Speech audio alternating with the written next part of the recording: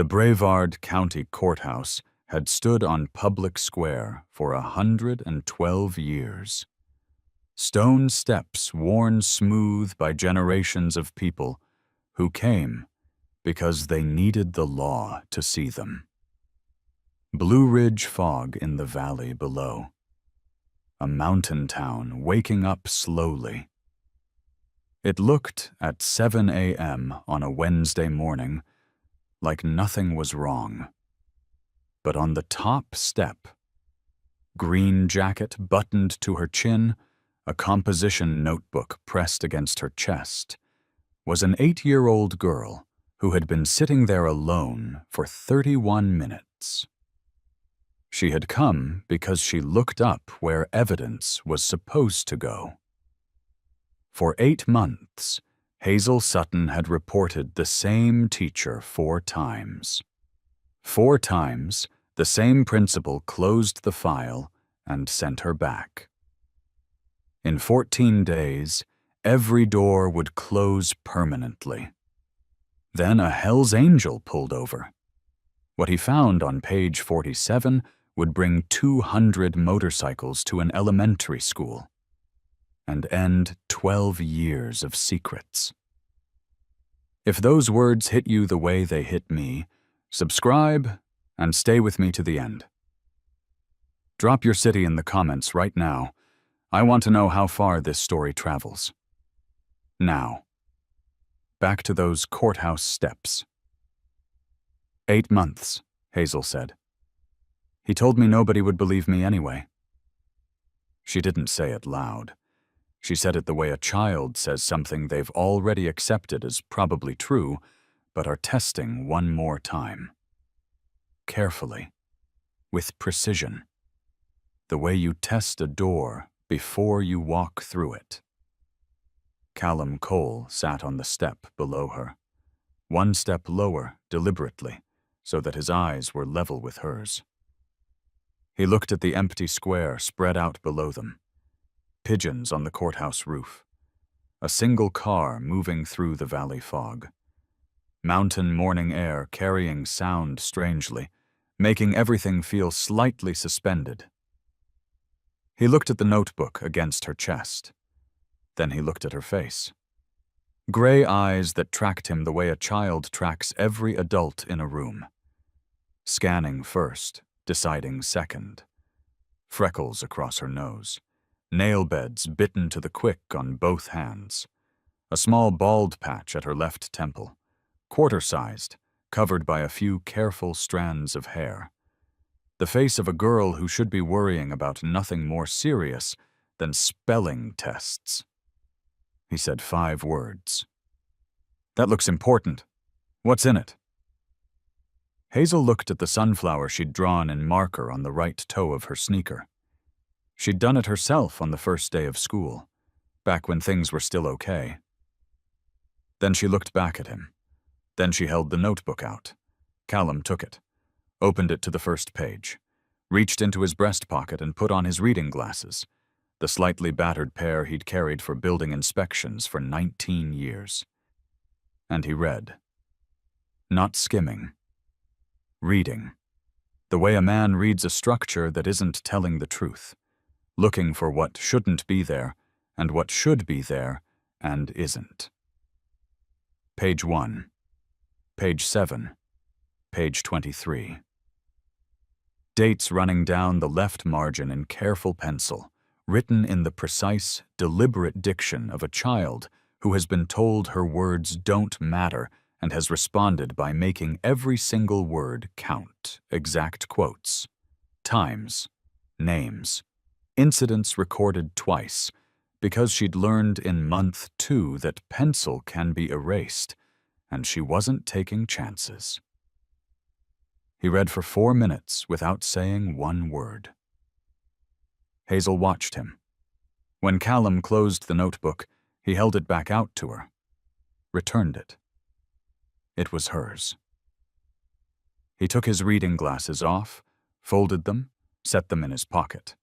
The deliberate gesture of a man who has finished assessing and is ready to act. Then he said 7 words. He was wrong. I believe every word.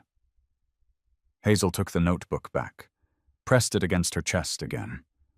8 months of habit. My teacher is Mr. Garner, she said. 3rd grade, Pinecrest Elementary. He has been doing this since week 3 of school. My mom reported it 4 times. They keep sending me back. She paused. The administrative review closes in 14 days. After that, my mom's options are the state board, which takes 6 to 12 months, or litigation we can't afford. I looked that up. Callum looked at this child. 8 years old. The word litigation landing on cold courthouse stone like she'd said it 100 times, because she probably had. Who reviewed the reports each time? The principal. Principal Aldis. Every report went through him. Was there ever an independent reviewer? Someone outside the school? Hazel shook her head. The State Education Board assigned it to a regional coordinator. The regional coordinator contacted Superintendent Waverly. Superintendent Waverly gave them Principal Aldis's internal review. The State Board closed it as already reviewed at the district level. She said it in one breath, flat, recited. The cadence of a child who has explained this sequence so many times, she has lost track of how many times. Callum said, "The school counselor?" Something moved across Hazel's face then. Something that wasn't quite hope, but was close to the memory of it. Ms. Reyes. She submitted her own report in month 5. She told the district that Mr. Garner's classroom was producing anxiety responses she'd never documented in a 3rd grader before. Hazel paused. Principal Aldis told her the report was outside her scope. He removed her from my case. She got transferred to Brevard Middle in February. Callum pulled out his own small spiral notebook, the one he'd carried for 19 years of building inspections, and opened it to a blank page. "Start from the beginning," he said. "Take your time. I don't actually need to be at the assessor's office." Hazel looked at him for a long moment. The scanning she always did with adults. Hands first, then face, then the Transylvania County patch on his vest. She did not move away. She started talking. And what came out was 8 months of documented harm told by someone who had trained herself to lead with evidence, not emotion. She didn't begin with how she felt. She began with dates. September, week 3. The math lesson. Mr. Garner's voice in front of the whole class. Too slow to keep up, and too proud to admit it. She had gone home that afternoon and written it down. She hadn't known yet that she would write down everything for the next 8 months. She'd just known, from her mother, from Sandra, who had always said that if something happened to you, you wrote it down. That words mattered most when you kept them. Month 3. The seating. Mr. Garner rearranged the classroom and moved Hazel's desk to the corner near the window. Told the other students she needed quiet to focus. Her 2 best friends stopped sitting with her at lunch.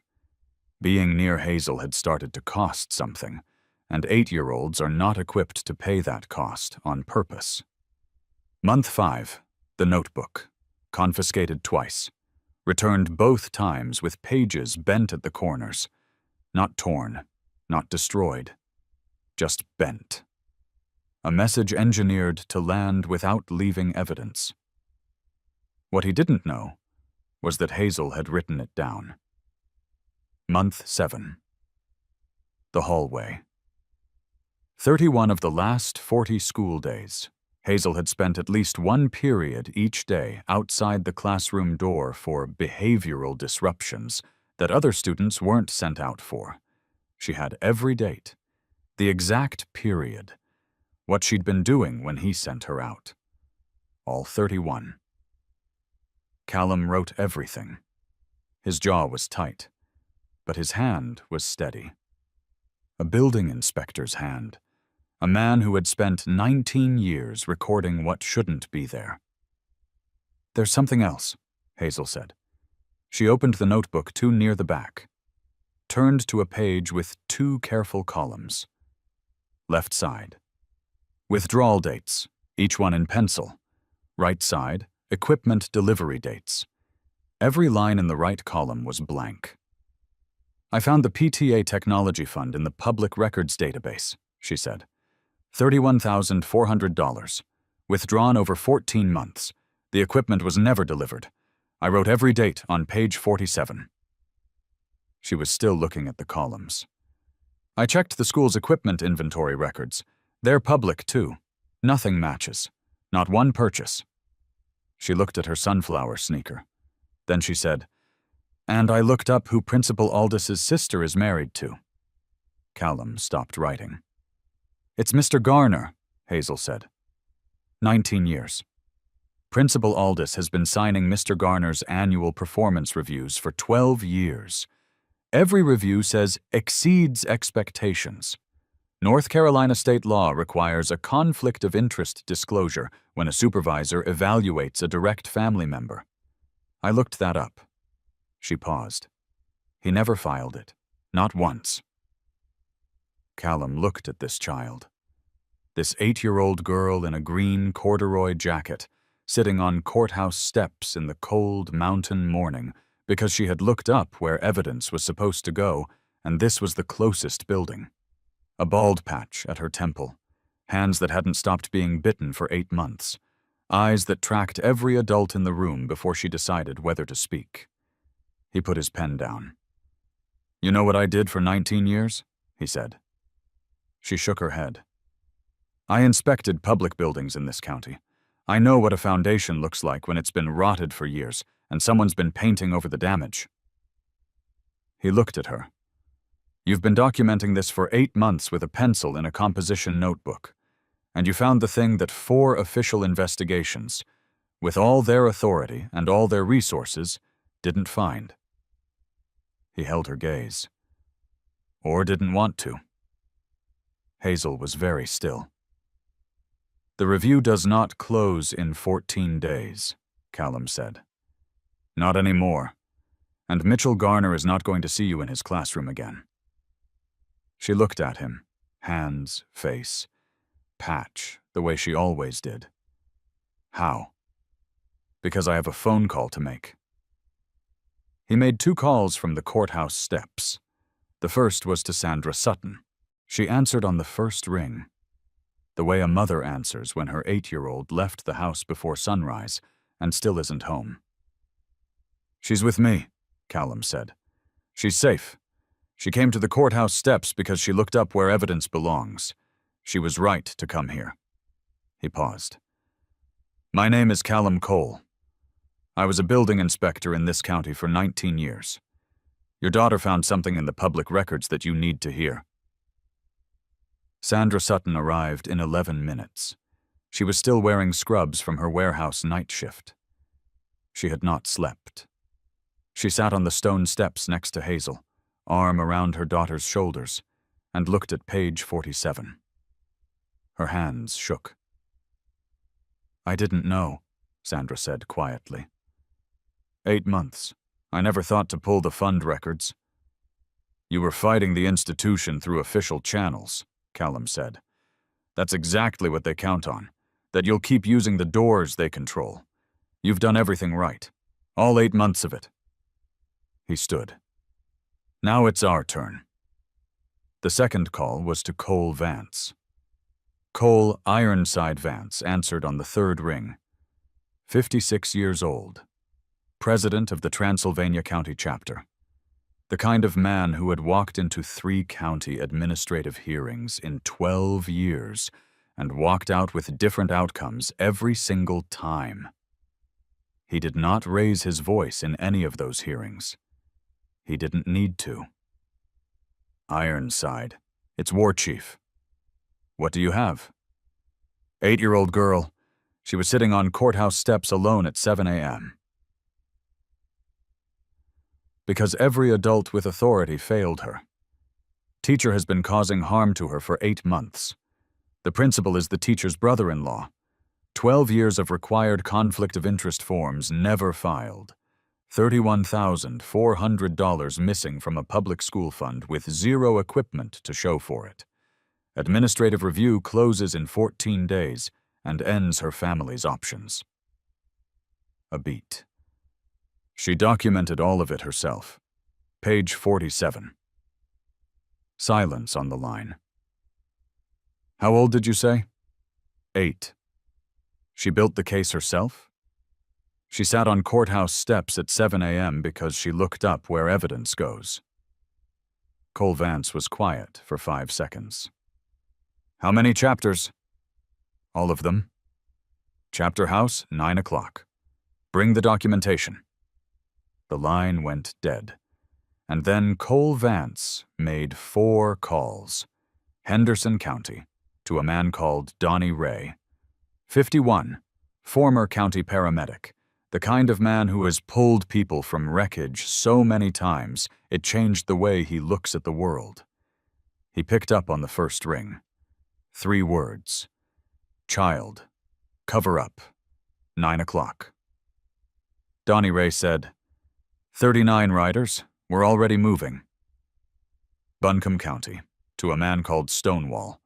44, former Asheville City firefighter, a face full of scar tissue from a roof collapse in 2017 that he never talked about. He listened for 90 seconds, then said, I heard about the Pinecrest situation 2 weeks ago. I've been waiting for someone to move. 44 riders. Consider it done. Jackson County, to a man called Ridge. 53 years old. The grandfather of a girl enrolled in a school district 20 miles from Brevard. He listened to 60 seconds and said, Give me the full picture. Cole gave it. Ridge said, 38 riders.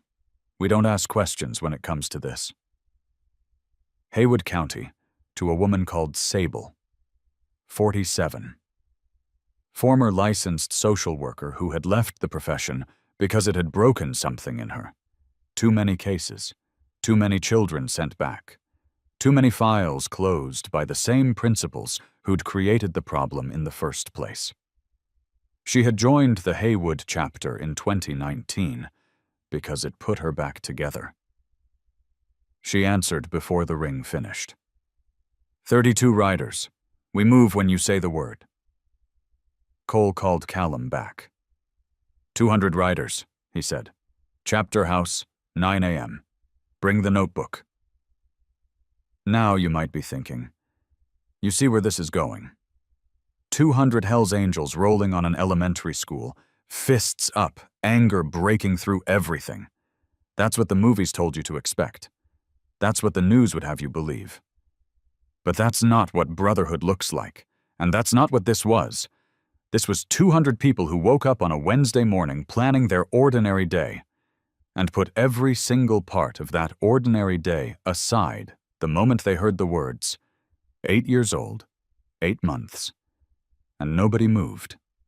Callum arrived at the chapter house at 8:45. He had Sandra Sutton's signed permission. He had the composition notebook in a sealed plastic bag. Hazel's idea. She'd seen it done in a documentary about evidence handling, and she wasn't taking any chances with the only weapon she'd managed to hold on to for 8 months. And he had 5 brothers already waiting at the table. Delray went by Tombstone. 57 years old, ex-NC State Bureau of Investigation, 18 years in the Public Corruption Unit.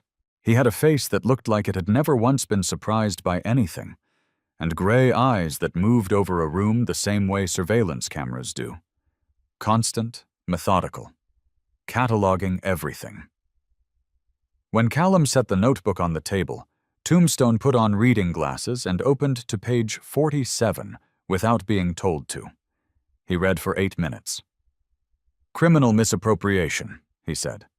The PTA fund is public record. The withdrawal dates are documented.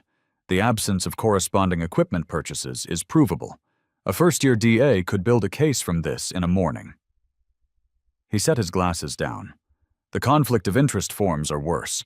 NC General Statute 115C-302 requires disclosure when a supervisor directly evaluates a family member. Aldous has been signing Garner's annual performance reviews for 12 years. Every single year that form wasn't filed is a separate statutory violation.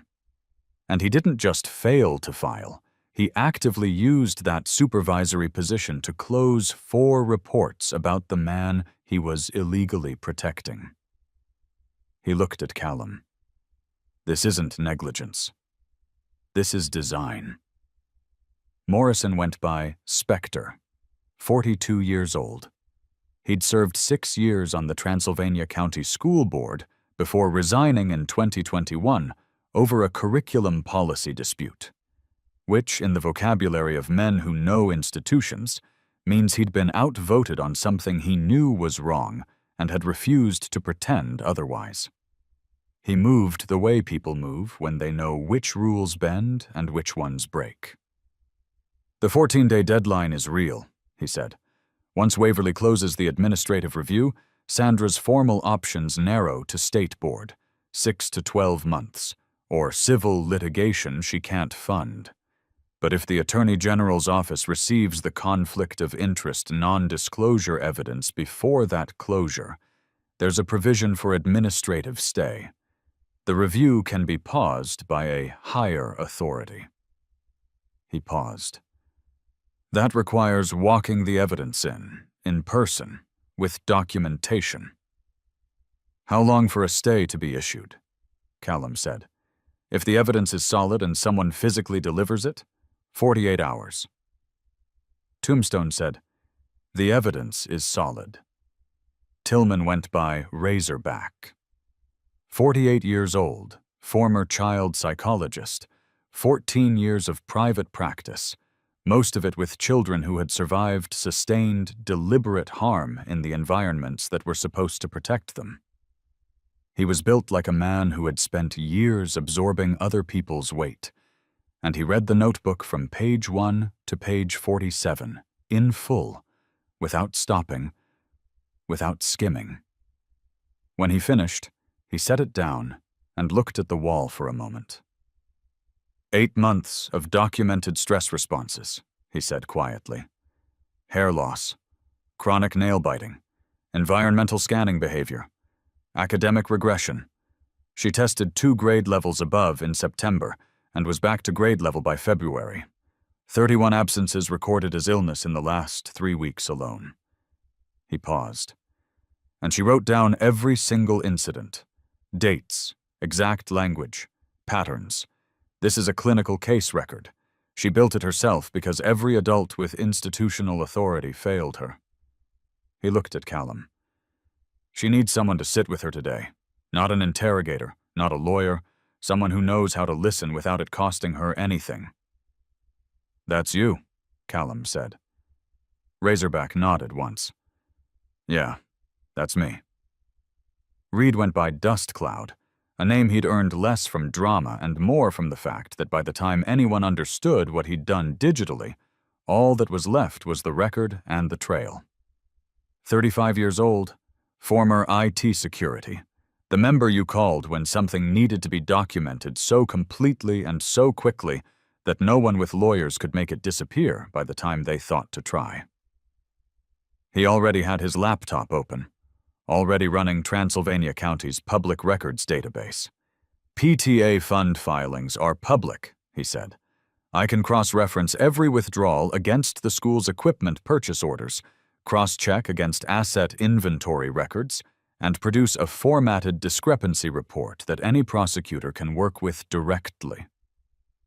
He didn't look up. 2 hours, maybe less.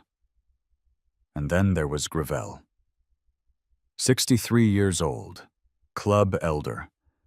A man who had seen more in his life than most people would encounter in 3, who moved slowly and said very little, and whose silence had a weight to it that younger men still haven't figured out how to build. He had come in while the others were talking, poured a cup of coffee, and settled into the corner chair. The one that was always his at chapter meetings, the one nobody else sat in, the way nobody else stands in a surgeon's spot in the OR. He had been looking at the notebook in its plastic bag since he arrived. He said, "The mother. Has she heard about the fund records?" "She will," Callum said. Gravel nodded, set down his coffee, stood. "I'll go to her before she leaves for her first job. She's been fighting this for 8 months, believing she was alone in it." He picked up his vest from the chair back. "She should know that changed this morning." He was out the door before Callum could respond. At 9:15, while Cole briefed the assembled riders in the parking lot outside, Callum went back to the kitchen where Razorback was sitting with Hazel, not watching her directly, giving her the particular dignity of being in a room where nobody was performing attention at her. Hazel was eating a granola bar. There was a glass of water on the table. Small acts of normalcy that are also, in their own way, a form of care. Callum sat across from her. "Can I ask you something?" She nodded. "Page 23, January entry. Mr. Garner took the notebook and returned it with the pages bent. How did you know that was intentional? That it wasn't just careless handling?" Hazel looked at her sneaker for a moment. Then, "He put it on my desk right before dismissal, without looking at me. Then when I opened it and saw the pages, I looked up. He was watching me from the corner of his eye." She paused. "He wanted me to know he could touch it. That was the message." Callum was quiet. Then he said, "I have a friend. We served together, in a different way. He trusted me with something, a promise, and I waited too long to do something about it. Told myself other people were handling it. That I didn't know enough. That it wasn't my place." His jaw tightened. All the things adults tell themselves. "You didn't wait this time," Hazel said. "No," Callum said. "Not this time." Hazel looked at the notebook in its sealed bag. "There are other kids," she said. "Before me. I found a family called the Hendricks. Owen Hendricks was in Mr. Garner's class in 2022. His parents filed 3 complaints, all closed by Principal Aldous. Owen started stuttering. His speech therapist documented an acute stress onset in month 4. His family could afford to leave." She looked at Callum. "My family can't afford to leave." His jaw was tight. "Is there anything you didn't write in the notebook? Anything you didn't put down because you weren't sure it mattered?" Hazel was quiet for a long moment. Long enough that Razorback looked up from the far side of the table. Not intruding, just present. "In October," she said, "Mr. Garner told me I was making trouble for everyone. That my mom was making things hard for the school." She paused. "And then he said, 'Your mother should know that principals who feel disrespected can make all kinds of recommendations about problem families.'" She said it flat. "Exactly. The way a child says something they have memorized because the words scared them, and memorizing them was the only way to own the fear." Callum did not speak. The silence in that kitchen went very heavy. Razorback set his book down, slowly. Because that detail, Garner using Sandra's institutional standing as a threat, had not appeared in any of the 4 official reports. It wasn't negligence or misfiled paperwork. It was leverage, deployed directly against a child. And an 8-year-old girl had just handed them the piece that changed everything. Outside, 200 motorcycles sat in disciplined rows in the Transylvania County Chapter House parking lot. 5 chapters, 200 riders. Engines quiet, waiting. Cole Ironside Vance stood at the front of the formation and said 12 sentences. He did not raise his voice. He did not need to. An 8-year-old girl reported the same classroom harm 4 times in 8 months. The same principal closed every report. That principal is the teacher's brother-in-law. a fact he has concealed for 12 years in violation of North Carolina state law. $31,400 in public school funds is missing. The administrative review closes in 14 days, after which this family has no district-level recourse. A pause that lasted exactly 3 seconds. Today, we ride to Pinecrest Elementary. We are not going there to intimidate. We are going there to be present, 200 of us, while a legal process begins that the school district has done everything in its power to prevent. We are going there because sometimes an institution needs to understand that people are watching. He looked down the formation. 200 faces, construction workers and nurses, and a retired principal from Haywood County who had heard about Aldis and wanted to look him in the eye from across a parking lot. Any questions? Not one hand, not one voice. Then let's ride. Armed with a composition notebook, page 47, 14 days, and a detail that no official report had ever captured. Callum Cole was about to make sure there was no 5th morning. The rumble started in the valley below Brevard at 9:47 a.m. Not loud at first. The way mountain thunder starts, a low frequency that you feel in your chest before your ears register it as sound. Shopkeepers on Main Street paused. A woman walking her dog stopped on the sidewalk and looked east. A postal worker on Broad Street pulled over and watched.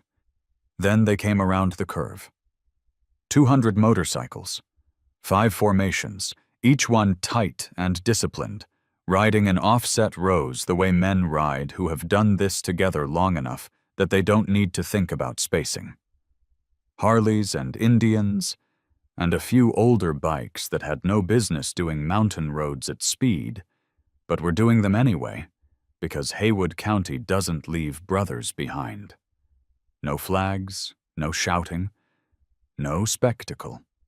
Just 200 engines moving through the Blue Ridge morning, with the particular coordinated efficiency of people who understand that the most powerful thing a large group can do is be absolutely quiet about it. They came off the main road at 10:02 a.m. and turned toward Laurel Ridge Road. Pinecrest Elementary School sat at the end of it, a low brick building, blue flag out front, the words Pinecrest Elementary School. Excellence in every child in painted block letters above the entrance. American flag, neat hedges, the visual language of institutional confidence. The aesthetic of a building that wanted you to believe everything inside it was functioning exactly as it should. 200 motorcycles pulled into the parking lot in 3 rows, engines cutting off almost in unison. The sudden silence after all that noise was enormous. They parked. They did not advance. They did not approach the building. They stood between their bikes in formation, 200 men and women in leather vests, facing the entrance, in complete silence before a single student had arrived for the day. That was all. Just presence. Absolute, undeniable, documented in 1,000 phone cameras' presence. Principal Warren Aldis pulled into the staff parking lot at 9:22 a.m. He saw them from 50 yards out. He did not get out of his car for 11 minutes. Inside the school, Callum Cole, Cole Vance, and Tombstone entered through the main office door at 10:09 a.m., 47 minutes before first bell. The school secretary, a woman named Deborah who had worked the front desk at Pinecrest for 9 years, looked up, looked at the 3 of them, and did not ask them to sign in. "We're here to speak with Principal Aldis," Cole said. Not a question. Deborah picked up her phone. Her hand was steady, but she was watching the window that looked out on the parking lot, where the formation was visible from every exterior-facing room in the building. Aldous came out of his office 2 minutes later. He was wearing a blazer, open-collar shirt, the reading glasses that lived on his desk and never on his face. The visual language of approachable authority, the specific aesthetic of a man trained to project calm at parent confrontations, who arrived at 9:22 a.m. in a staff parking spot and sat in his car for 11 minutes.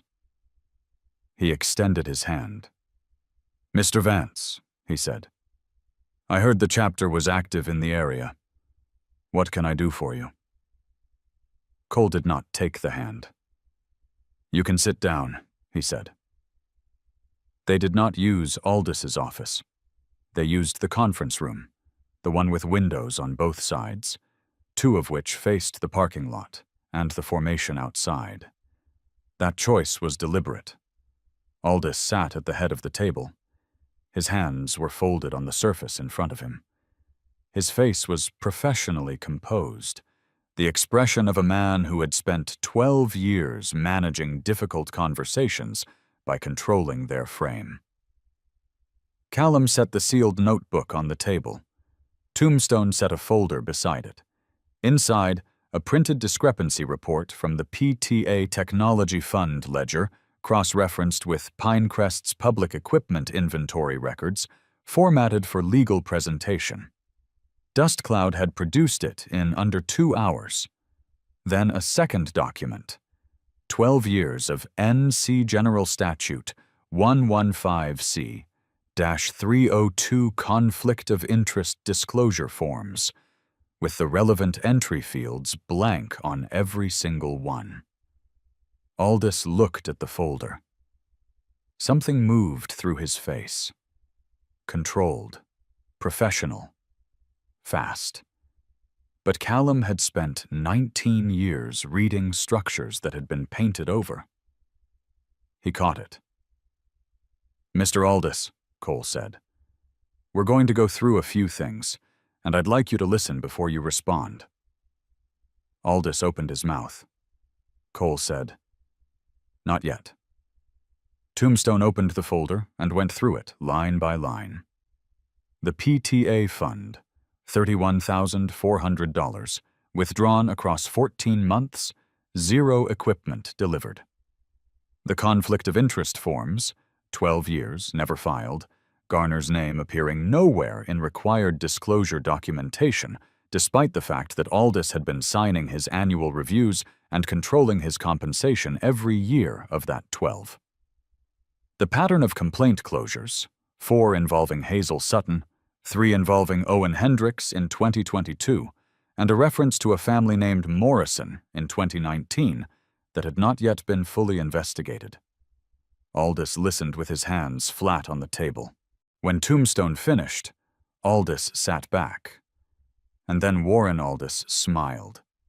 Not a big smile, a measured, professionally empathetic smile. The smile of a man who had managed hundreds of confrontational parent meetings and knew exactly which lever to pull first. "Gentlemen," he said, "I understand the concern. I truly do. But what you're describing, a conflict of interest, a fund discrepancy, these are serious allegations that deserve serious process. My brother-in-law and I have always maintained appropriate professional distance. The fund withdrawals were for district-wide technology needs that were subsequently redirected at the superintendent's direction." He spread his hands, palms up. "If there are concerns about documentation, those concerns belong in front of Superintendent Waverly, who I can get on the phone right now," Cole said. "Who reviewed your brother-in-law's complaints for the past 12 years? Aldis paused. "Internal review is standard procedure." "You reviewed your brother-in-law's complaints yourself for 12 years. Cole's voice didn't rise. "An 8-year-old child documented it more carefully than your own disclosure forms. She found the connection between you and Garner in public records. A child." A beat. The fund irregularities, too. Aldis's smile held for exactly 1 second after that sentence. Then it slipped. It was fast, controlled, professional, barely visible. But Callum saw it. The charm offensive had lasted approximately 4 minutes. Now Aldis reached for the next lever. "I'm going to be very direct," he said. His voice had shifted, warmer gone, legal authority present. "Your club is trespassing on school district property. 200 motorcycles on school grounds without administrative permission constitutes a disruption to educational operations. I have the authority to call the sheriff's department and have each one of your members removed. More significantly," he leaned slightly forward, "coordinated harassment of a school administrator in his place of employment is actionable. My attorney will know about this conversation within the hour." The 3 men at the table did not look at each other. No flinching, no exchange of glances. Cole said, "You're welcome to call your attorney. The FBI is going to want to talk to them anyway." The word landed. Aldis went very still. The reading glasses on the table, the Brevard strong mug, the blazer that was pressed exactly right. All of it suddenly irrelevant, like set dressing after the audience has seen behind the curtain. This was the first moment he understood the scale of what he was looking at. Cole looked at him. "Mr. Aldis," he said quietly, "I'm not interested in your reasons. Neither is she." What happened next in that room, the third phase of Warren Aldis's last stand, was harder to watch than the charm, and harder to respect than the legal threat. He talked about pressure, about 12 years of managing an impossible institution, about Mitchell Garner's struggles, about family loyalty, about how much he had sacrificed to keep Pinecrest functioning in an underfunded district, about how he had been placed in an impossible position by a system that expected principals to manage everything with nothing. He talked about it the way people talk when all their strategies have failed, and what comes out is the story they've been telling themselves for 12 years to make what they were doing livable. It was the sound of a man who had genuinely convinced himself that protecting Mitchell Garner was a form of management, not a form of betrayal. Who had watched children like Hazel and Owen Hendricks pay the cost of that protection, and found a way to categorize their suffering as something other than what it was. Cole sat and listened. He let it finish. Then he said, quietly, "There's a girl with a bald patch at her temple from stress-induced hair loss. She's 8. She tested 2 grade levels above in September and is back at grade level now because of what happens in your school every single day." He paused. "Whatever reasons brought you here, she is not the reason you get to stay." At the moment, Aldis stopped speaking, really stopped. Not pausing, but stopped. Something happened in his body that was not a strategy. His hands, which had been open on the table, closed. His shoulders dropped. Not the practiced relaxation of charm, the actual deflation of a man who has used every tool he has and found the room still closed around him. He was still sitting in his chair when the door opened. Special Agent Renata Cho, FBI Raleigh Field Office, walked in. Plain clothes, a jacket that had been through airport security more times than it wanted to, eyes that had the particular settled exhaustion of someone who has been building a case on corrupted institutional ground for longer than they'd planned. She looked at Aldis, then at Cole. "Mr. Vance," she said, "I was told you have something relevant to an open federal investigation." Cole looked at her for a long moment. "Depends on what you're investigating." She sat down across from him. "PTA fund misappropriation across 3 Transylvania County schools over a 14-year period. We've had a financial trail since last fall." A pause. "We hit a wall on the conflict of interest component." Cole looked at his brothers. A decision made without words. How long has your office known about Aldous? The question landed flat and clean, with no softening around it.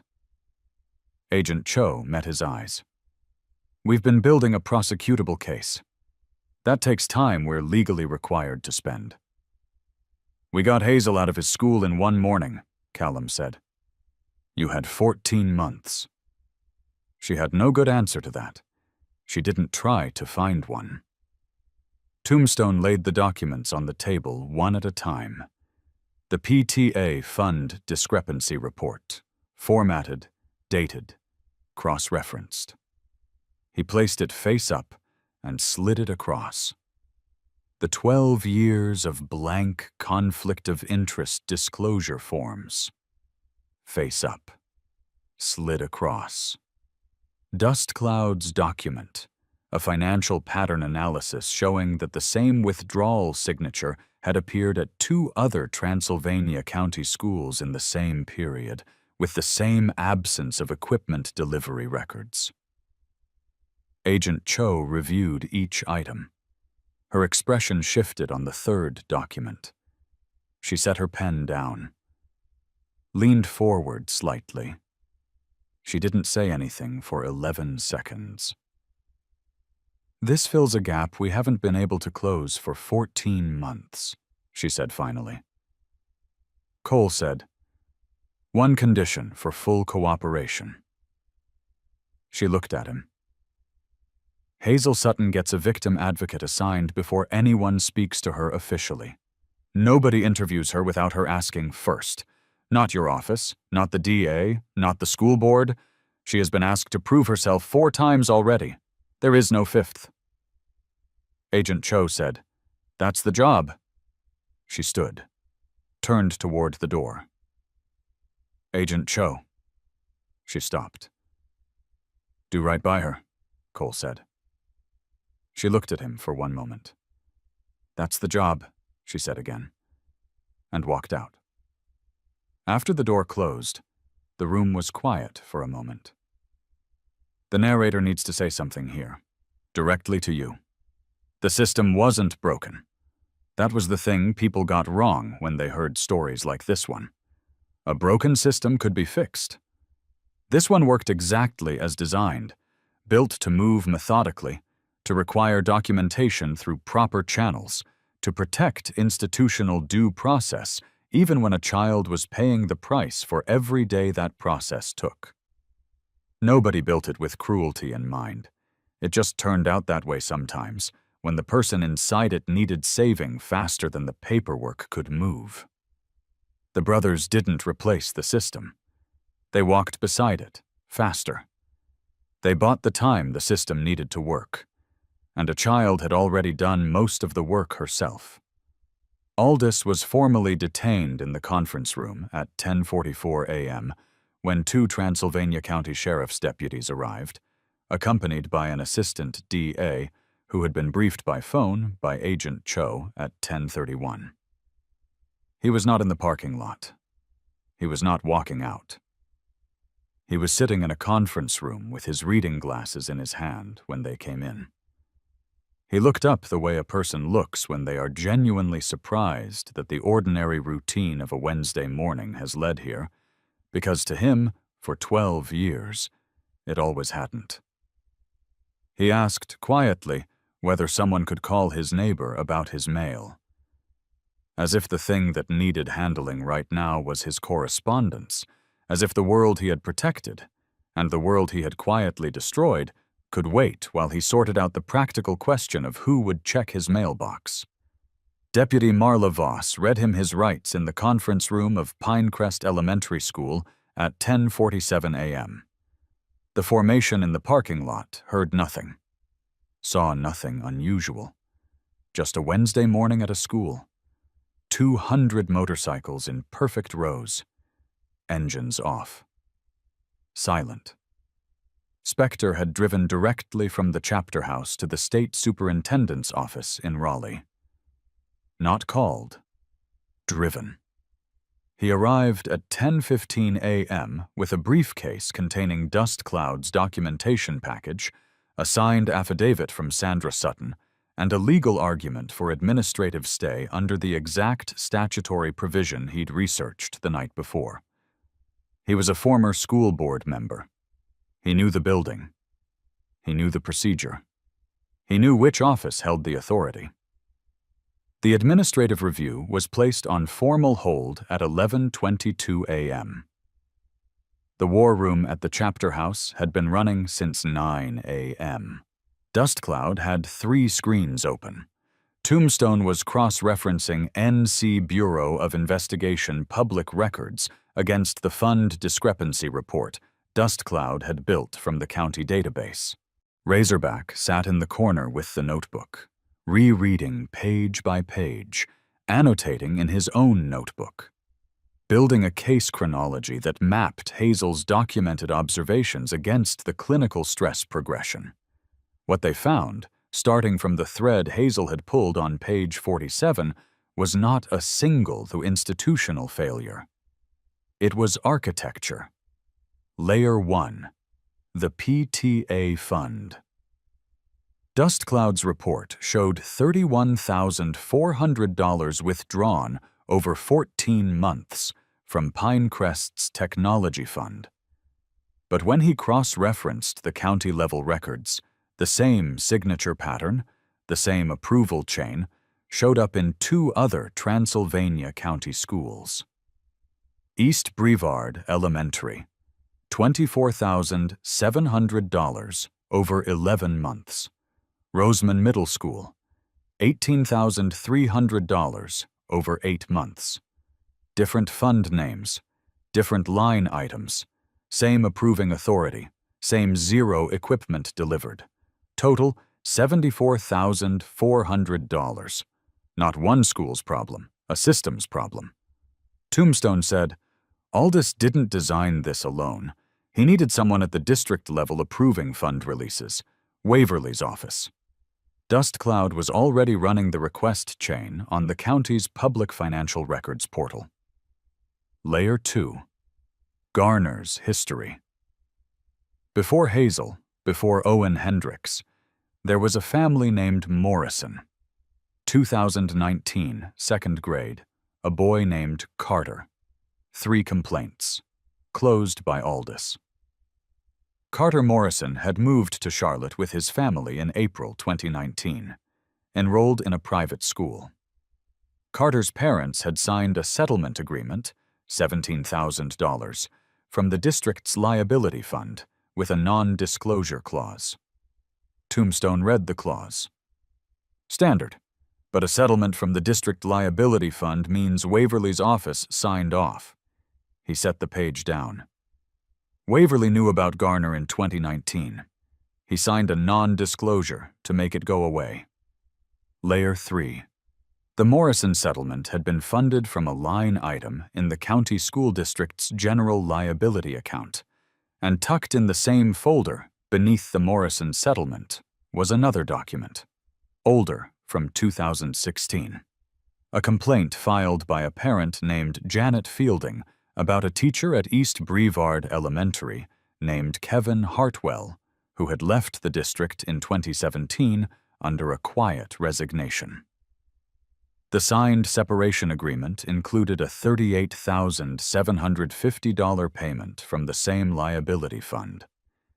Tombstone looked at the date on the Hartwell separation agreement. He looked at the date on the Morrison settlement.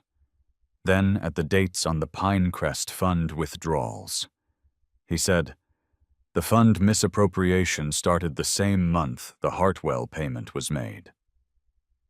He was very quiet. Aldis knew about Hartwell.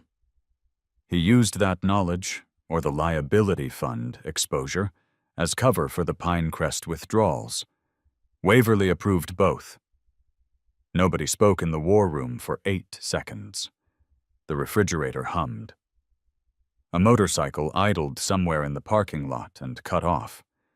Through the window, the afternoon light had moved. It was past noon. Nobody spoke. the narrator voice said inside every man in that room, because some things land without anyone having to say them. They weren't just trying to save Hazel Sutton.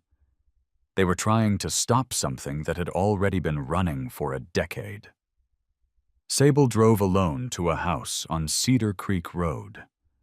She had researched this visit, made one call to a number she still had in a file she'd carried out of her social work practice in 2019, not because she'd planned to use it, but because she'd known, the way you know certain things you can't explain, that she might need it one day. The name on the file was Patricia Hendricks, Owen's mother, 41 years old. Lived on Cedar Creek Road with her husband and Owen, now 10, in 4th grade at a private school, working with a speech therapist once a week for the stutter that had started in month 4 of Garner's class and had never fully resolved. Patricia answered the door already knowing something was happening. She'd seen the formation moving up Laurel Ridge Road from her kitchen window. Sable sat across from her at the kitchen table and said, "We found the pattern. We found Morrison. We found the settlement. And we found the fund withdrawals, not just Pinecrest, 2 other schools too." She paused. "Your son's speech therapist documented an acute stress response onset in month 4. That's clinical evidence of sustained psychological harm. If you're willing to give a statement, it puts Garner's behavior into a pattern that crosses multiple victims and multiple years." Patricia Hendricks was quiet for a long moment. Her hands were on the table, very still. "I knew someone was going to come eventually," she said. "I told my husband 3 years ago, when they settled and made us sign, I said this isn't over. This isn't over because he's still there." Her voice broke on that last part. Not grief exactly, but the specific anguish of a parent who had known something was wrong and been made to feel like leaving was the same as solving it. "Owen still has nightmares. 3 years later, he still has nightmares." Sable reached across the table and held Patricia's hands for a moment. "What happened to your son mattered," she said quietly. "And what you tell us today is going to make sure nobody else has to leave." Patricia Hendricks looked at her for a long moment. Then she got up and went to the filing cabinet in the hallway.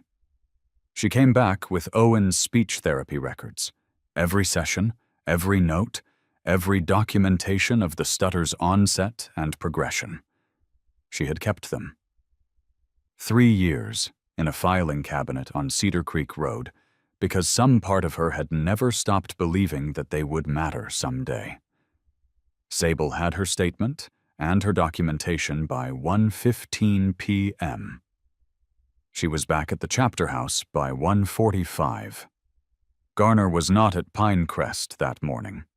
He had called in with a reported illness at 7:30 a.m., a fact that was, in retrospect, not a coincidence.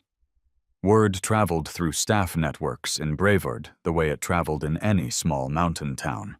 Someone in the district office had made a call. He had been told something was happening. Transylvania County Sheriff's deputies arrived at Mitchell Garner's house on Ridgemont Drive at 1:53 p.m. He was in the driveway. Not running. Not frantic. Not wild-eyed. He was washing his truck. Garden hose in hand, bucket of soapy water on the asphalt, the specific absorbed concentration of a man doing a familiar task on a familiar day. He had his back to the street when they pulled up.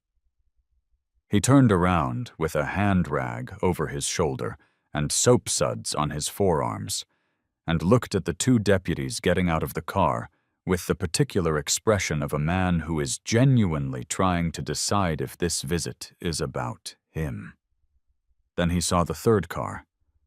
Agent Cho stepping out. Plain clothes, briefcase. Garner's expression did not collapse. It went still. The kind of still that is not calm, but is the complete suspension of every reflex while the brain processes something it hasn't planned for. He put the hose down, He asked if someone could call his wife. Deputy Voss read him his rights in the driveway of 44 Ridgemont Drive at 1:59 p.m., while the soapy bucket sat on the asphalt between them, and the hose continued running quietly into the yard, and a Wednesday afternoon in a mountain town settled around all of it, like it was the most ordinary thing in the world. Because to Mitchell Garner, for 12 years it had been. By 3 p.m., Dust Cloud had produced a complete documented package, formatted, time-stamped, and transmitted electronically to the Transylvania County DA's office, the NC State Board of Education Investigative Unit, and the FBI Raleigh Field Office. The scope was this: 3 victims from Garner's classroom confirmed: Hazel Sutton, Owen Hendricks, Carter Morrison, with documentary evidence suggesting at least 2 additional families who had withdrawn students from Pinecrest between 2014 and 2018 without formal complaint. The fund misappropriation, $74,400 across 3 Transylvania County schools over 14 years. Approval chain implicating both Aldis and Superintendent Preston Waverly's office.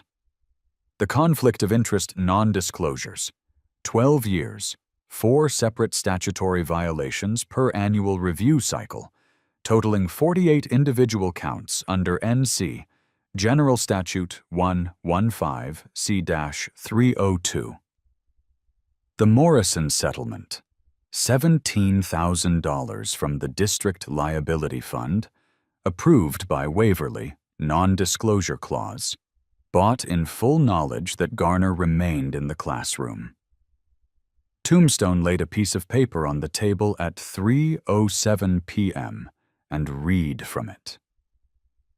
Charges anticipated against Warren Aldis: felony misappropriation of public school funds, willful violation of conflict of interest disclosure statutes, 48 counts, obstruction of educational regulatory process, and conspiracy to conceal misconduct by a public employee. He set the page down. Charges against Mitchell Garner: psychological abuse of a minor, 3 documented victims, pattern evidence, professional misconduct under NC educator licensing statutes, and conspiracy. He paused. And the DA is reopening the Morrison settlement to determine whether the non-disclosure constituted fraudulent inducement. He looked around the table. Against Waverly, misuse of public funds in settling a complaint he was required to independently investigate, and failure to report educator misconduct under mandatory state reporting statutes. 3 of them, Sable said quietly. All protecting each other. Because they were all exposed, Tombstone said. Aldis was protecting Garner because Garner had the PTA receipts. Waverly was protecting Aldis because the Morrison settlement had Waverly's signature. One thread. But it held everything. Razorback said from his corner. And an 8-year-old girl found the thread. Preston Waverly had a choice.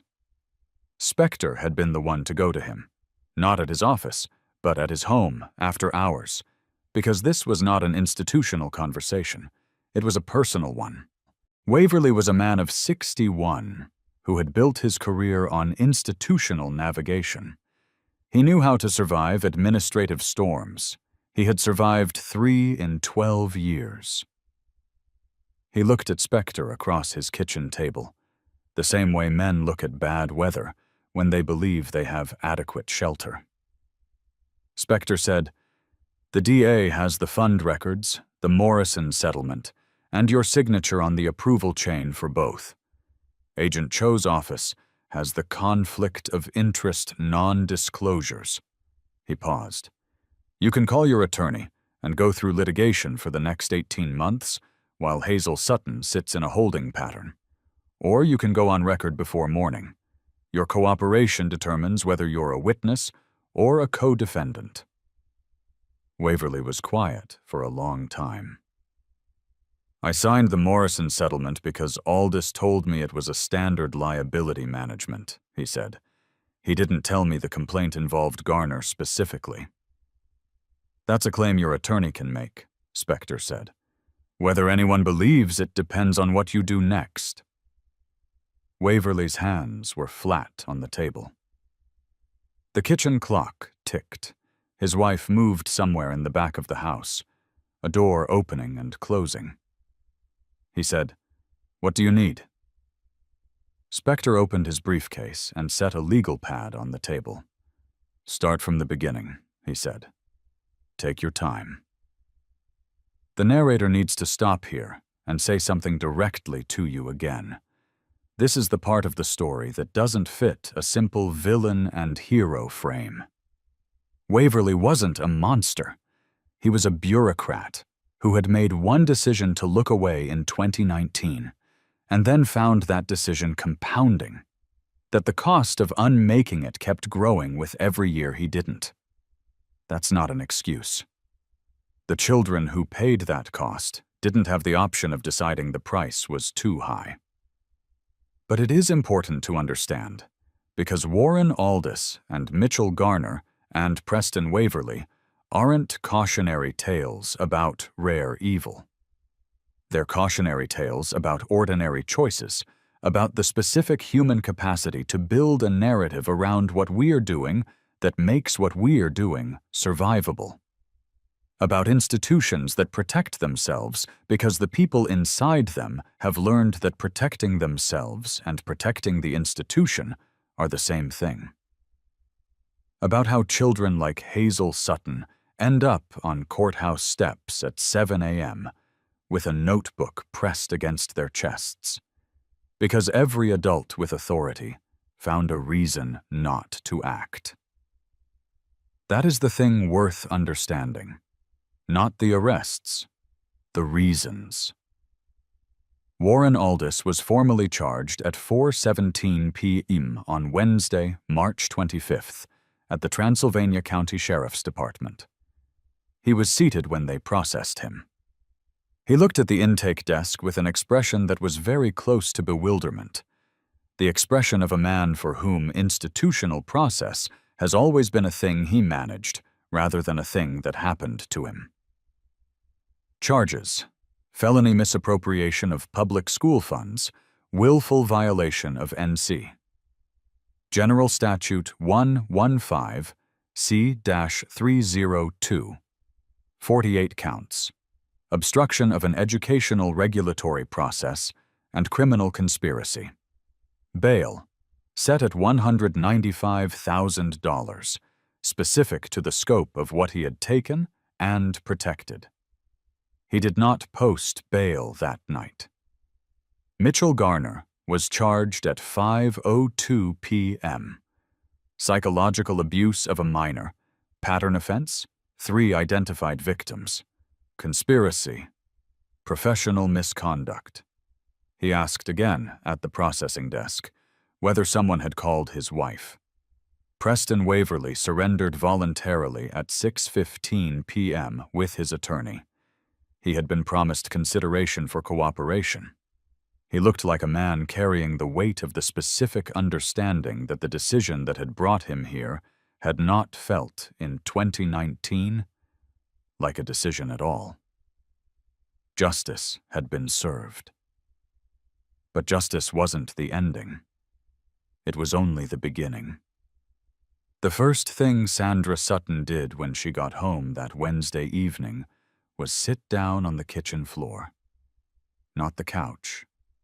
Not a chair.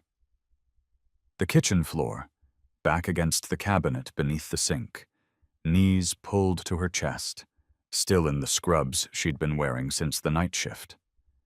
She had been awake for 31 hours. She had driven to a courthouse at 7 a.m. to find her daughter sitting with a stranger in a hellsangels vest, who had read a notebook and believed every word.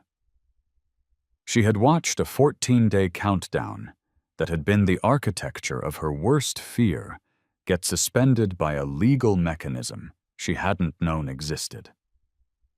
She had given a signed affidavit to a former school board member at a chapter house table at 11 a.m., while 200 motorcycles sat in the parking lot of her daughter's school. And now she was on the kitchen floor. Hazel came in from the hallway, looked at her mother, and sat down next to her. They didn't speak for a while. Then Hazel said, "It's going to be different now." Sandra looked at her daughter, the green corduroy jacket still on.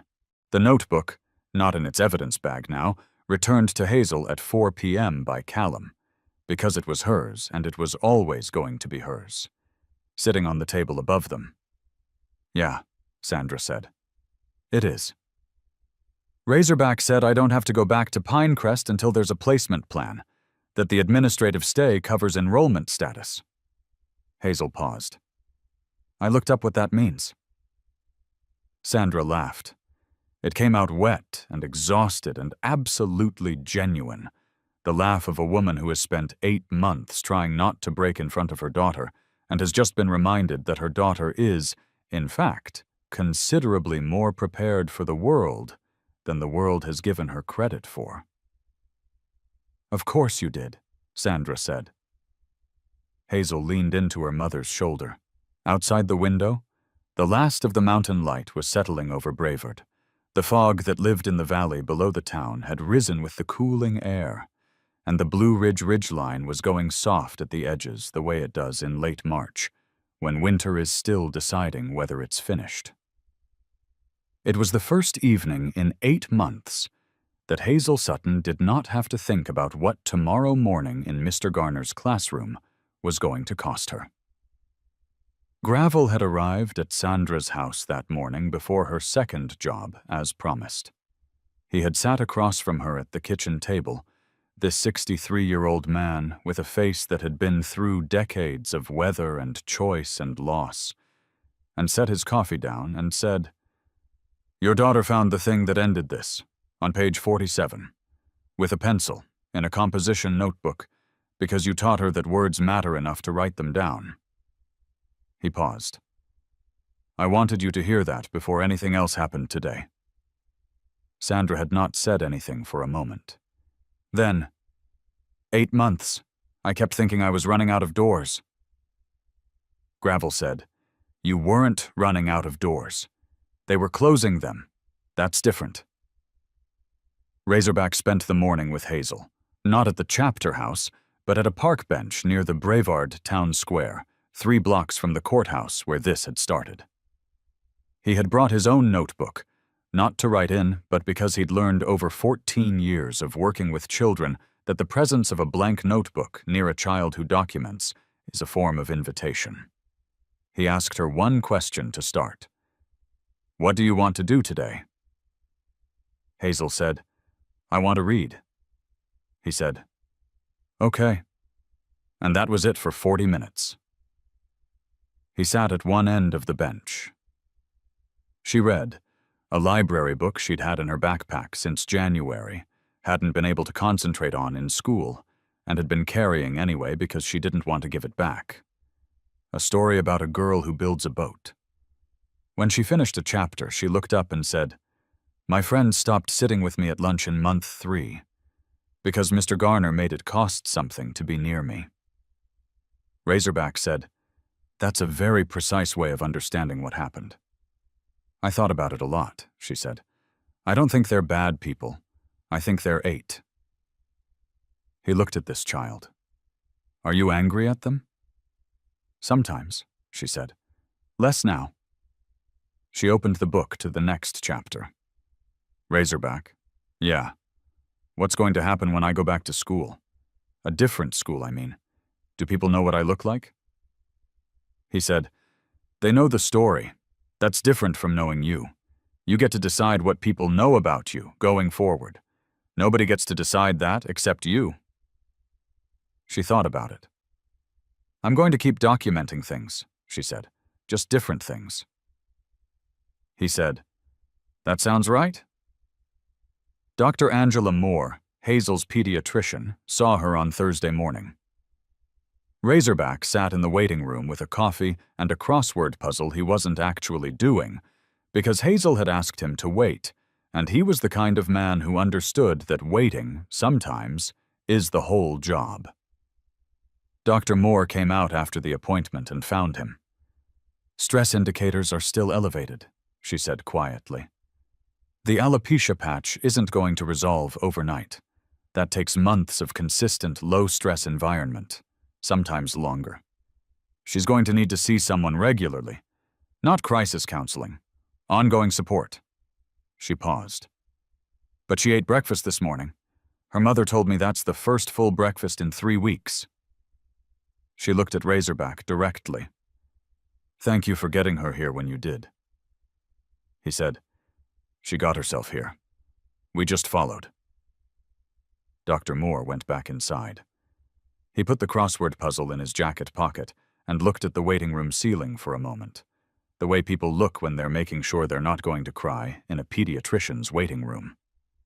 The chapter raised $19,300 in 4 days. Dust Cloud ran the fundraising drive through the chapter network, not publicly, not for attention. 5 chapters, individual contributions, a matching pledge from 2 chapter businesses in Asheville. The money was placed in a dedicated fund administered by a Brevard attorney who had volunteered her time. It covered 12 months of therapeutic support for Hazel, Sandra's legal costs for the proceedings ahead, and a contribution to the Hendricks family for Owen's ongoing speech therapy. Because some debts run backward as well as forward. Tombstone walked Sandra through the legal process on Friday morning, at her kitchen table, with coffee and a legal pad, the way a former SBI investigator walks a single mother through something complicated. In plain language, piece by piece. No assumption that she already knows the vocabulary. Complete respect for the fact that she has been navigating this system alone for 8 months and knows more about it than most people ever will. The proceedings would be lengthy. Aldis's attorney would argue for reduced charges. Waverly's cooperation would complicate the narrative. There would be continuances and filings and days in hearing rooms that would require Sandra to take time off jobs she couldn't easily miss. None of that was simple. None of it was fast.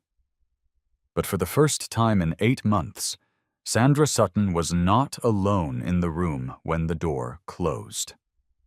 Hazel's placement was confirmed on Monday. Temporary enrollment at Bear Creek Elementary in Asheville, 22 miles from Brevard, where a 3rd-grade teacher named Ms. Calloway had been briefed and had said, when the district coordinator finished explaining the situation, "Send her Monday. I'll have a desk ready." Spector had navigated the enrollment transfer. Dust Cloud had ensured her academic records reflected her September assessment level, grade +2, rather than the February regression, because the regression was documented evidence of harm, not evidence of her ability. Callum drove Sandra and Hazel to Bear Creek on Monday morning. He waited in the parking lot while Sandra walked Hazel to the door. Hazel stopped on the front steps, turned around, looked at him across the parking lot. She held up the composition notebook, not waving it, not showing it off. Just holding it up, the way you hold something up when you want someone to see that you still have it. He raised a hand. She went inside. Ms. Diana Reyes had been waiting. She had transferred to Brevard Middle School in February under Principal Aldis's administrative direction, with the understanding, stated professionally, unmistakably, that her concern report about Hazel was outside her scope. She had complied because she had to. She had not closed the file.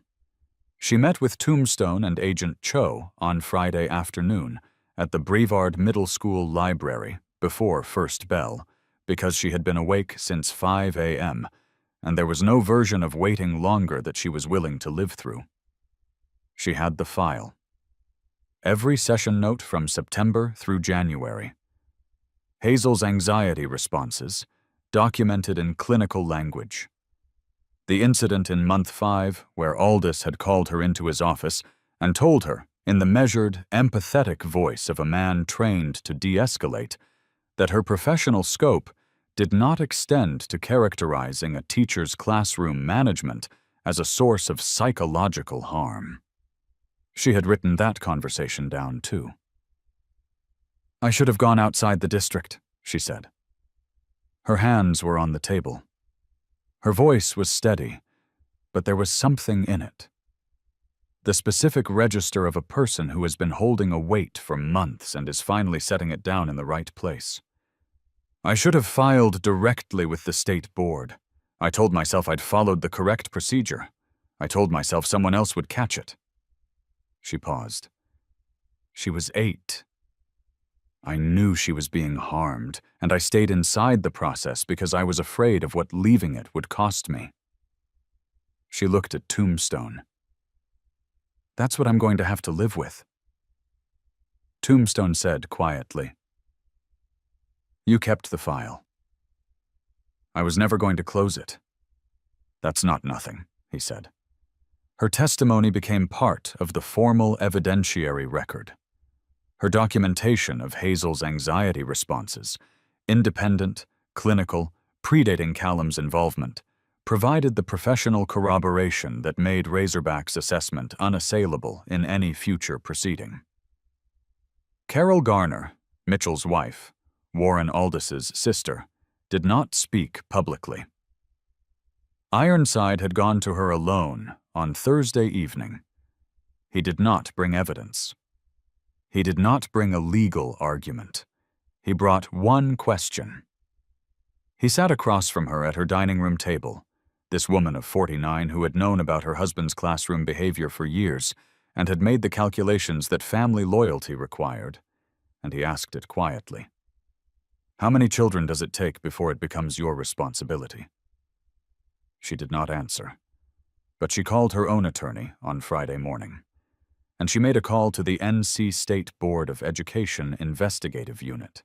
And what she told them filled 2 gaps in the Garner case that would have required months of subpoena work to fill otherwise. She was not absolved. She would carry what she had done, and not done, for the rest of her life. But she made the call. Ironside had seen it before.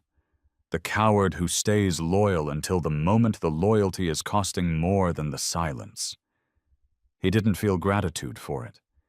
He felt the particular heaviness of a man who has watched this specific human failure enough times to understand it completely, and is not sure which is harder, the understanding or the weight. But this story isn't really about a principal and a teacher and a fund ledger. It's about what happens when a system is designed to manage complaints rather than resolve them. When the architecture of authority protects itself so effectively that an 8-year-old child becomes the most competent investigator in the county. When the people most harmed by institutional failure are the ones with the least institutional access. And it's about what happens when that child refuses to stop believing that evidence matters. 6 weeks after the courthouse steps. Callum didn't plan to be there. He was driving through Brevard on his way back from a chapter meeting in Henderson, late April now, the mountain dogwoods in full white bloom along the roadsides, that specific Blue Ridge spring that feels like the land apologizing for winter. He turned down a side street near the town square for no particular reason, and saw Hazel Sutton on a bench outside the Brevard Library, with another girl, a girl he didn't recognize, roughly her age, red hair, the easy posture of a child who has not yet learned to sit with her back to walls. They were looking at something in a notebook together, not the composition notebook, a new one, a different one, with a yellow cover open between them. Hazel was showing her something on one of the pages. The other girl was nodding. He watched from across the street.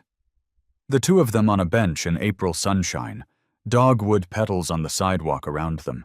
A child who had carried chronic anxiety and documented harm for 8 months now, leaning toward another child with something like enthusiasm. Not the careful deliberateness of a girl in survival mode. Something freer than that. Something that looked like the beginning of normal. He sat with that for a while. Not pride, exactly.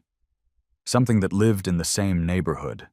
The specific emotion of a man who has looked at a structure that was failing and watched it hold weight again.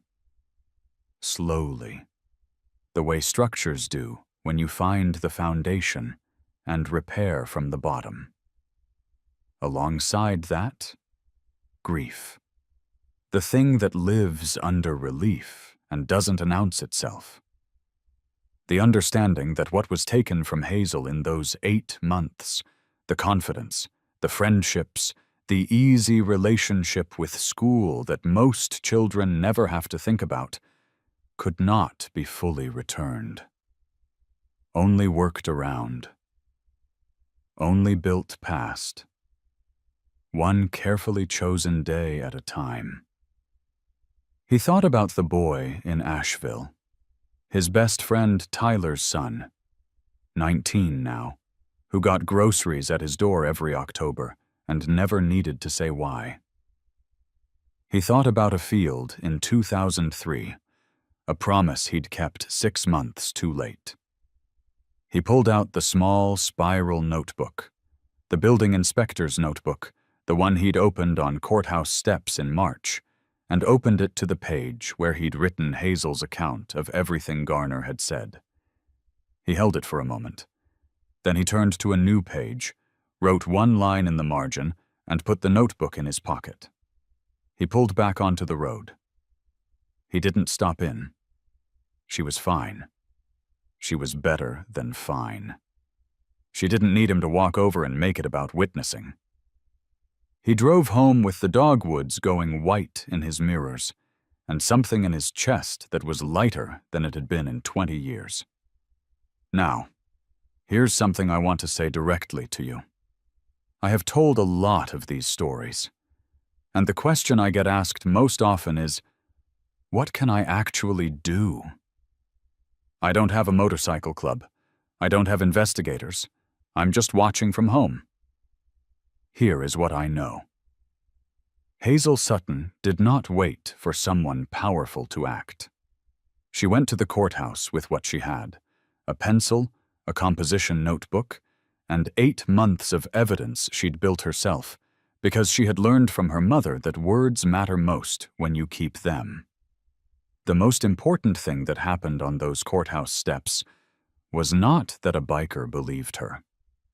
It was that she had already refused to stop. So here is what you can do, from wherever you're watching. If there is a child in your life, a grandchild, a student, a neighbor's child, who seems unusually anxious around school, who mentions an adult's name with a particular careful tone, who stops talking about a teacher or a class without explanation, ask a second question. Not an accusation, just a question. How are things going with Mr. So-and-so? And then, listen without managing the answer. Children learn very quickly which adults are safe to tell. Be the kind of adult who is safe to tell. If a parent comes to you with a complaint about an institution, a school, a care facility, a hospital, and tells you they've already been dismissed, help them find the next door. Not the same door, the next one. The conflict of interest disclosure violation that broke this case was a matter of public record. The fund discrepancy was in public documents. Hazel found them because she looked. You can look too. And if you ever find yourself in a position of institutional authority, school board, PTA, city council, any role where a parent stands in front of you with evidence in their hands, don't hand it back. Whatever it costs you to take it seriously, it costs them more to keep carrying it. Callum didn't change the outcome because he had power. He changed it because he stopped. He sat on the lower step. He put his reading glasses on. He listened. That is available to all of us, 8 months after the courthouse steps. November. Hazel Sutton walked into Bear Creek Elementary on a Tuesday morning with a poster board under her arm. 3rd grade science fair. Her project, How Buildings Stay Standing. Understanding Load and Foundation. She had researched it herself. Found a retired building inspector's guide in the Brevard Library that used language she recognized: load distribution, structural integrity, what happens when you paint over damage instead of repairing it. She had read it 3 times and made notes in her yellow notebook, and asked Ms. Calloway 4 questions that Ms. Calloway had looked up the answers to before the next class. The poster board had diagrams. Careful pencil diagrams, annotated in the same deliberate handwriting that had documented 31 dates in a composition notebook over 8 months. She won 2nd place. She was disappointed. She told Razorback at their monthly check-in that she thought the load distribution section had been clearer than the judges seemed to understand. Razorback said, "Write them a note explaining it." She said, "Is that allowed?" He said, "There's no rule against it." She wrote the note. She mailed it to the science fair committee. She received a response from one of the judges, a structural engineer from Asheville, who told her that she was correct about the load distribution section and invited her to tour his firm's model shop. She went. She took her yellow notebook. Sable had driven out from Haywood County for a Saturday check-in the month before, brought groceries, stayed for an hour, helped Sandra install a bookshelf that had been leaning against the wall since September. She didn't make a speech. She didn't reference what had happened. She just showed up, the way you show up for people who are still in the middle of rebuilding, because showing up is the job. The NC State Board of Education completed its preliminary investigation in October. Findings: systematic non-disclosure of educator conflicts of interest at Transylvania County schools, evidence of coordinated complaint suppression across 3 administrative levels, multiple violations of mandatory child safety reporting statutes. Recommended outcome: permanent revocation of Aldis's principal certification, termination of Garner's teaching license, referral of Waverly's conduct to the State Ethics Commission. 2 other families who had withdrawn children from Pinecrest between 2014 and 2018 came forward voluntarily after the investigation was announced. Their children were teenagers now, but they remembered. They had never stopped. The Angels Watch program, a formal agreement between the Transylvania County chapter and 3 local school districts, establishing a community monitoring protocol for schools with unresolved institutional complaints, was ratified by the County School Board on November 17th. Spector had drafted the framework. Sable had reviewed it for social work compliance. It was the first program of its type in North Carolina. 3 districts in neighboring counties requested the model within 60 days, 4 years after the courthouse steps. Spring. Hazel Sutton was 12. She had a yellow notebook and a blue one and a green one, each dedicated to something different. She had 2 friends, real ones, the kind built slowly enough to hold weight. She still sat with her back to walls in new rooms, and still tracked adults before she spoke to them, and she was not sure that would ever fully go away, and she had decided that was all right. Some things you don't unlearn. You just learn to live inside them differently. She was at Bear Creek Middle School now, in a program for students interested in civil and structural engineering. She had asked her school counselor, a woman named Mrs. Park, who had the quality of being genuinely interested in what children said, how that program worked. Mrs. Park had told her she had enrolled. On a Thursday in April, a girl in her advisory class named Bryn started crying in the hallway outside the gym. Not big crying, quiet crying, the kind that wants not to be seen. Turned toward the lockers, shoulders pulled in. Hazel stopped. She knew that posture. She had worn it for 8 months. She knew it from the inside, that combination of exhaustion and diminished hope, and the specific protective gesture of a child who has been failed enough times to stop expecting anything, but hasn't quite given up yet. She stood in the hallway. She thought about all the adults who had not stopped for her, the ones who had seen and looked away, the ones who had decided it was someone else's responsibility, or that they didn't know enough, or that the situation was already being handled. She crossed the room. She sat down on the floor next to Bryn, not at her level exactly, below it, the way you sit when you want someone to know they don't have to look up. She said, "You don't have to tell me anything, but I'm going to sit here for a minute if that's okay." Bryn looked at her, then away. Then, after a moment, "My teacher keeps telling me I'm too slow, in front of everyone." Hazel was quiet. "How long?" she said. "Since October." 7 months. Hazel did the math automatically, the way she had always done the math. "Is there a counselor here you trust?" Bryn shook her head. "Okay," Hazel said. "There are other doors." She opened her blue notebook, the one she kept for useful information, the one that had phone numbers and procedures and resource contacts she had accumulated over 4 years of paying attention to how institutions worked and where the real levers were. "I'm going to show you something.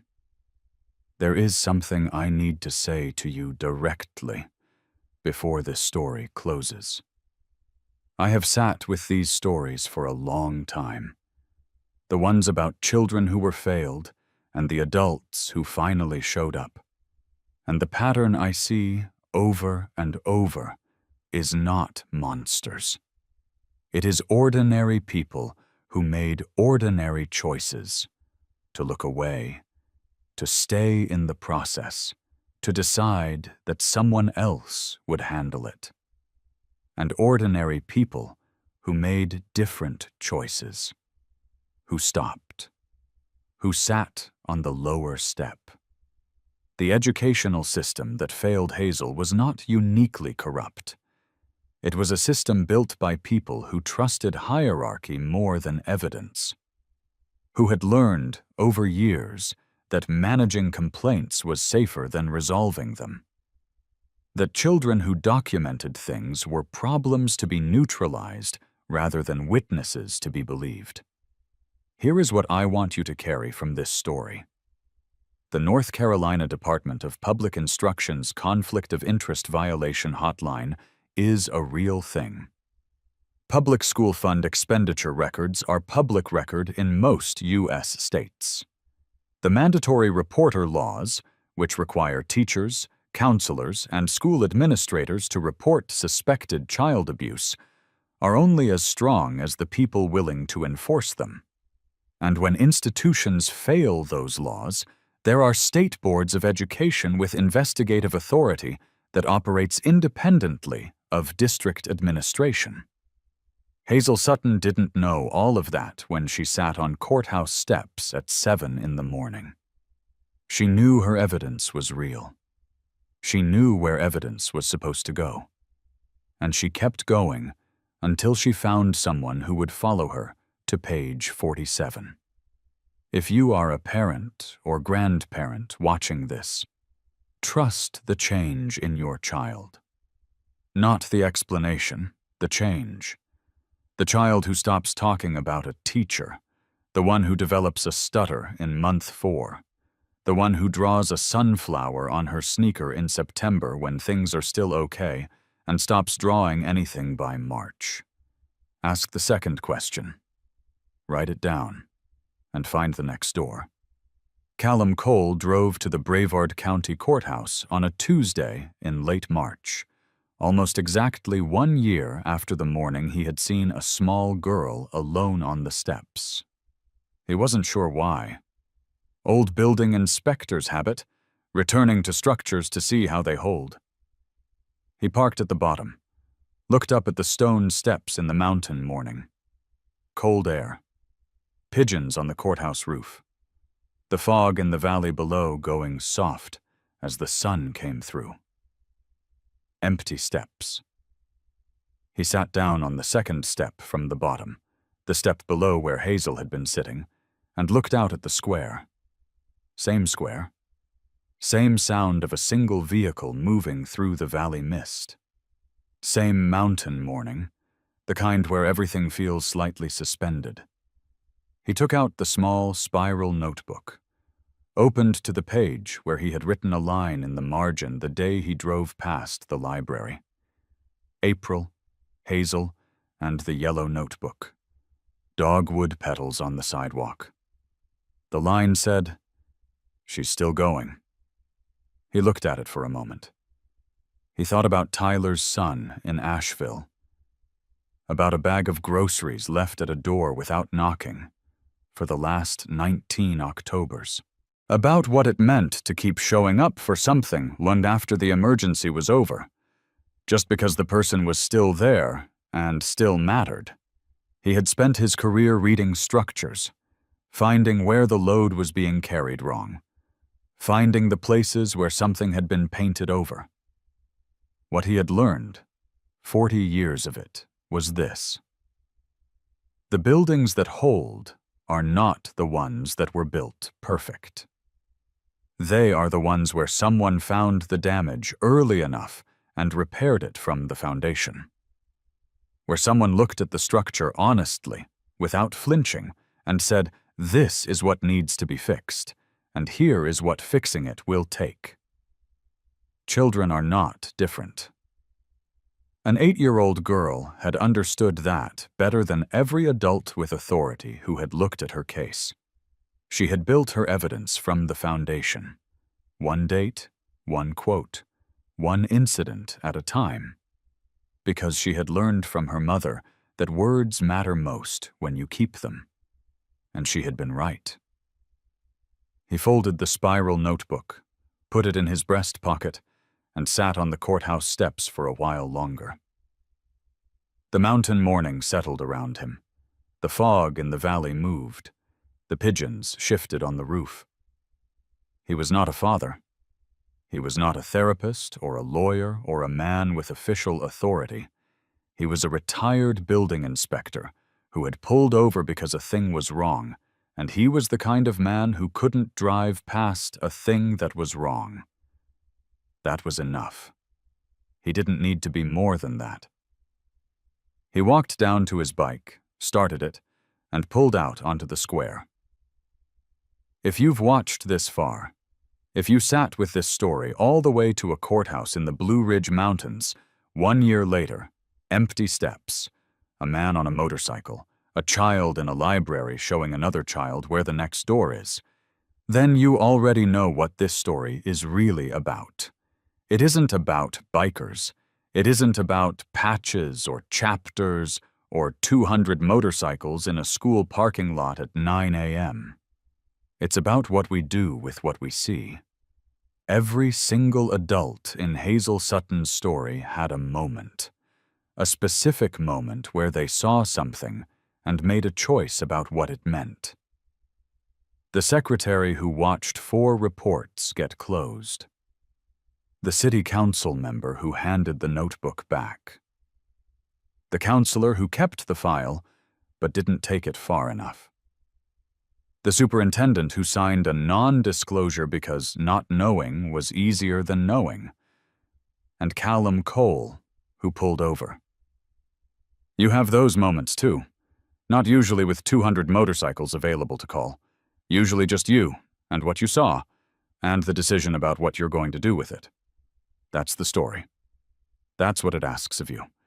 If there is a child in your orbit right now who seems different than they were, quieter, more watchful, carrying something they won't name, ask.